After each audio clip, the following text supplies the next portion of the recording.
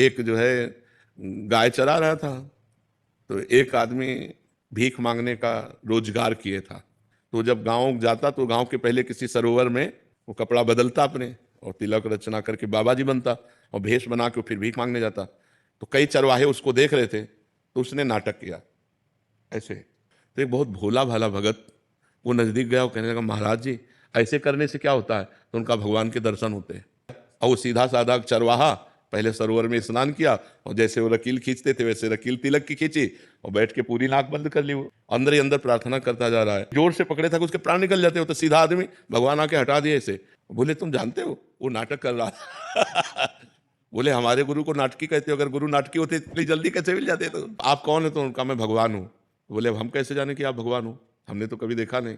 अब हम अपने गुरु जी को लिवा के लाएंगे और वो कहें कि यही भगवान है तो हम मानेंगे। तो बोले लिवा लाओ। बोले ऐसे नहीं, तुम चले जाओगे।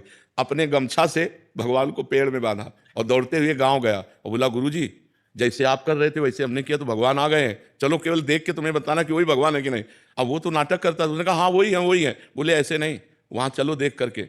अब उनको लाए, अब उसको तो दिखाई ना दे, केवल गमछा पेड़ में लपटा दिखाई दे, भगवान तो दिखाई ना दे। तो बोले बच्चा हम तुमसे सही बताएं, तुम बहुत पवित्र हृदय के हो, हम पापी आदमी हैं, हमें भगवान कैसे मिल सकते हैं? हम वो भगवान के दर्शन नहीं, हम वो नाटक कर रहे थे तुम्हारे दिखाने के लिए। तो उन्होंने भगवान से कहा कि प्रभु यदि मुझ जैसे गंवार को इनकी कृपा से मिल सकते हो तो प्रभु आप हैं।